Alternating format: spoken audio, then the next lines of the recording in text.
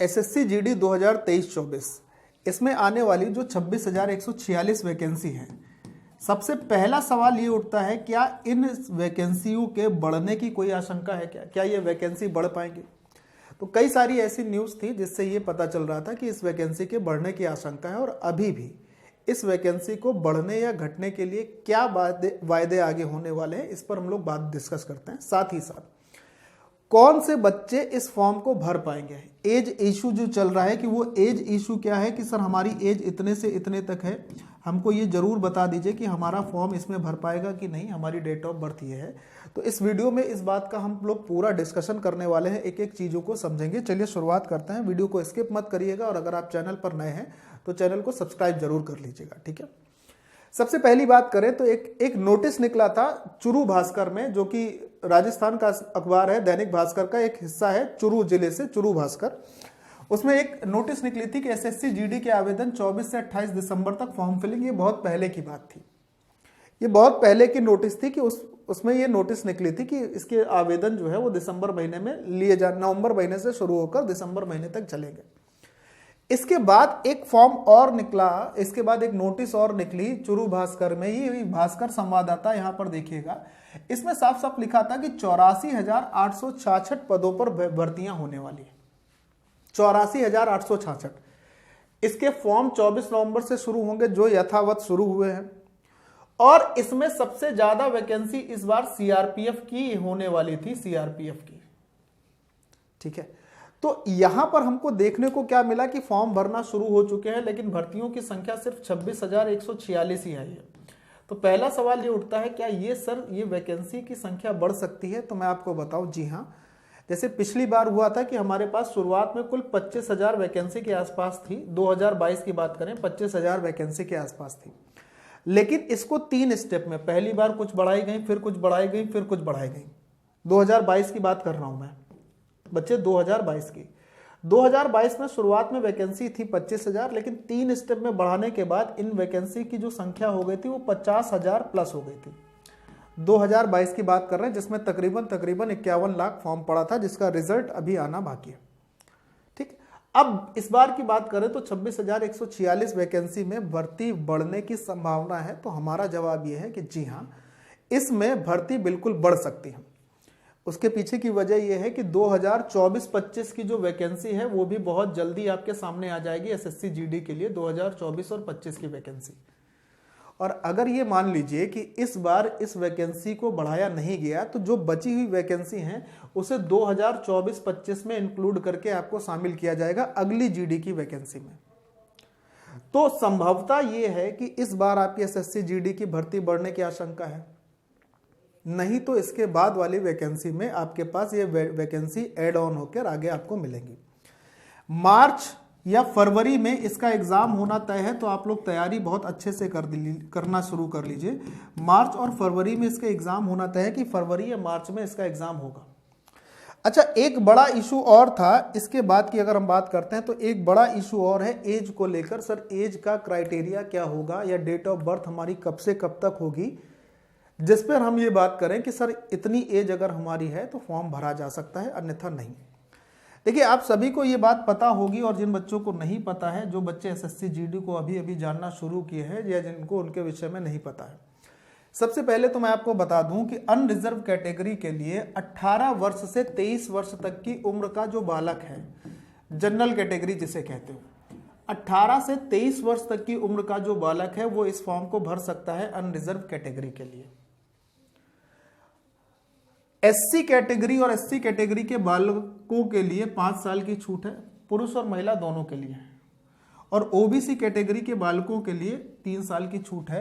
यानी कि SC ST category का अगर कोई बालक है तो वो 18 से लेकर, अगर बात करते हैं तो 5 साल छूट होने का मतलब 18 वर्ष से लेकर 28 वर्ष तक की फॉर्म तक ये फॉर्म भर सकता है।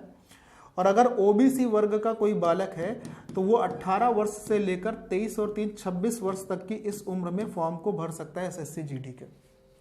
इसी प्रकार से एक्स सर्विसमैन वगैरह वगैरह को छूट है। लेकिन जो सबसे बड़ा इशू है कि सर हमारी डेट ऑफ बर्थ क्या होनी चाहिए, हम अपनी डेट ऑफ बर्थ से समझ नहीं पा रहे हैं, इसको क्या होना चाहिए। देखिए, मैं आपको एक चीज़ बताता हूँ। 2021 की बात करें तो वो तो कोरोना काल वाला समय था, उसमें 2021 वाले एसएससी जीडी की वैकेंसी में सरकार की तरफ से एज का रिलैक्सेशन दिया गया था, क्योंकि 2 वर्ष कोरोना में चले गए थे तो वो वहां पर ऐड ऑन हुआ था। लेकिन इससे पहले या इसके बाद यानी 2022 का अगर हम बात बताएं तो 2022 का आप अगर उठा के देखिए कि जिस महीने में वैकेंसी आती है, मान लीजिए कि अगर दिसंबर महीने में वैकेंसी आई है तो दिसंबर महीने की 1 दिसंबर से एज को शुरू करते थे लेना, यानी कि उस महीने की 1 तारीख से। लेकिन इस बार क्या किया गया है, इस बार आपको याद रखना है कि अगर दिसंबर महीने में जैसे वैकेंसी आई तो अब की बार दिसंबर के 1 से नहीं बल्कि 1 जनवरी से यानी अगले वाले महीने से इन्होंने उस एज को लेना शुरू किया है। मेरा कहने का मतलब यह है कि मान लो 1 दिसंबर को ये वैकेंसी आई होती, बहुत ध्यान से सुनिएगा, 1 दिसंबर को ये वैकेंसी आई होती तो उम्र का हिस्सा 1 दिसंबर को ना लिया जाता, उम्र का हिस्सा उम्र को जोड़ा जाता 1 जनवरी से, 1 जनवरी से जोड़ा जाता। तो ये 1 महीने के बीच में जो बच्चा ओवर एज हो जाएगा ये उनके साथ थोड़ा सा अन्याय होगा। पहले क्या होता था, वो बच्चा एलिजिबल हो जाता था, लेकिन अब उसके लिए ये एलिजिबिलिटी खत्म हो रही है, इसको समझना डिस्टर्ब हो रहा है। अब मैं आपको ये बता देता हूं कि इसमें जो एज क्राइटेरिया दिया है उस एज क्राइटेरिया में आप अगर किस एज से किस डेट के बीच में अगर पैदाइश है तो आपका जो है क्या हो जाएगा, फॉर्म भर सकते हैं, और अगर नहीं होगा तो नहीं भर सकते हैं। बहुत ध्यान से सुनिए और समझिएगा। मान लीजिए कि अगर 1 जनवरी की हम बात करते हैं और 1 जनवरी के हिसाब से अगर देखते तो मैंने इस बात को लिख भी लिया था ताकि मैं बात को आपको बहुत अच्छे से समझा सकूं, बहुत अच्छे से सिखा सकूं, ठीक है।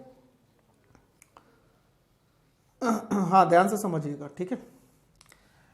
देखिए, फॉर्म दिसंबर महीने में लास्ट डेट है, दिसंबर महीने में फॉर्म भरे जाएंगे, भरना बंद हो जाएंगे।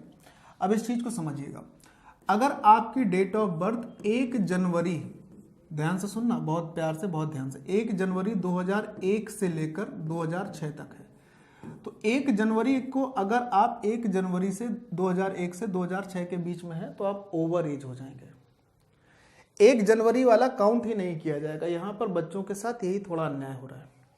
जनरल कैटेगरी के बच्चों के लिए, अनरिजर्व कैटेगरी के बच्चों के लिए अगर आपकी जन्म तिथि 2 जनवरी 2001 से लेकर, ध्यान से सुनिएगा, 2 जनवरी 2001 से लेकर अगर 2 जनवरी 2006 के बीच में है, कहां से, 2 जनवरी 2001 से लेकर 2 जनवरी 2006 के बीच में है तो आप फॉर्म भर सकते हैं। ओबीसी कैटेगरी की बात करें तो 3 साल का एज रिलैक्सेशन मिल जाएगा, तो इसमें तो यही रहेगा 2006 तक, लेकिन जो निम्न उम्र है उसमें 3 साल का एज रिलैक्सेशन मिल जाएगा। तो 2 जनवरी 1998 से लेकर 2 जनवरी 2006 तक जितने भी बच्चे ओबीसी कैटेगरी के हैं और वो अगर इस फॉर्म को भरते हैं तो उनको मान्य माना जाएगा, वो अंडर एज होंगे, मतलब फॉर्म भरने के काबिल होंगे। ये लोग कौन से होंगे, अगर आप 1 जनवरी को भी हैं इसके बीच में तो आप ओवर एज घोषित कर दिए जाएंगे और आपका फॉर्म क्या हो जाएगा, रिजेक्ट हो जाएगा।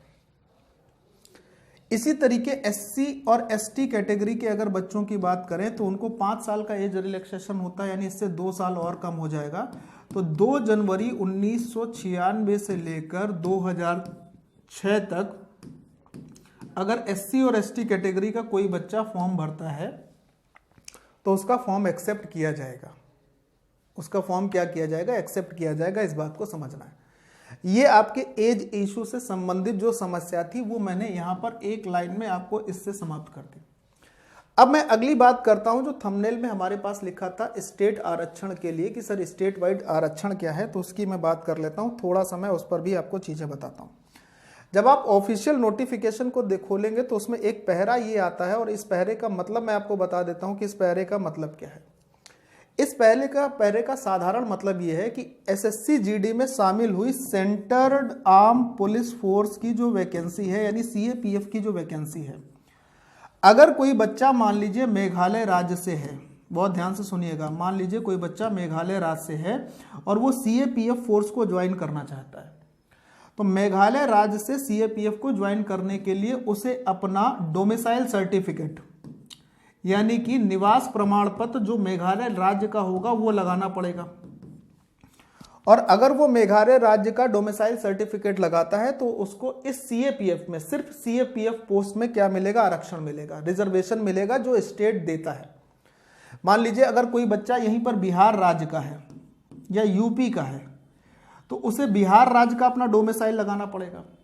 और एक चीज का याद रखिएगा, एक चीज को हमेशा याद रखिएगा कि जब आपका डॉक्यूमेंट्स वेरिफिकेशन होंगे और जब मेडिकल टेस्ट होंगे, जब डॉक्यूमेंट्स वेरिफिकेशन और मेडिकल टेस्ट होंगे तो ये जो डोमिसाइल सर्टिफिकेट आपने यहां पर इंगित किया है ऑनलाइन जिसकी डिटेल भरी है, ये आपके क्या किए जाएंगे, उस वक्त चेक किए जाएंगे, देखे जाएंगे। और अगर उस वक्त चेक किए जाते समय अगर आपका कुछ भी गड़बड़ निकलता है, दोनों ही बातों में कोई भी फर्क निकलता है, तो आपका फॉर्म, आपका कैंडिडेचर क्या हो जाएगा, रिजेक्ट कर दिया जाएगा। इस बात को ध्यान रखिएगा। तो आप इस बात को सुनिश्चित कर लीजिएगा कि ये डोमिसाइल सर्टिफिकेट आपका नया हो, कि आपके रिटर्न एग्जाम पीटी निकलने के बाद जब डीवी और मेडिकल हो तो उस वक्त आप वही साक्ष्य और वही कागज प्रस्तुत करें जिसकी डिटेल आपने यहाँ ऑनलाइन फॉर्म भरते समय जमा की है। तो इस वीडियो में आपको अगर जानकारी उचित लगी है, अच्छी लगी है, तो चैनल को लाइक जरूर कर दीजिएगा। वीडियो को लाइक करने के बाद चैनल को सब्सक्राइब जरूर कर लीजिएगा, ठीक है। और इसी प्रकार के छोटे छोटे इन्फॉर्मेटिव वीडियो के साथ मैं आपके सामने उपस्थित होता रहूँगा। जय हिंद।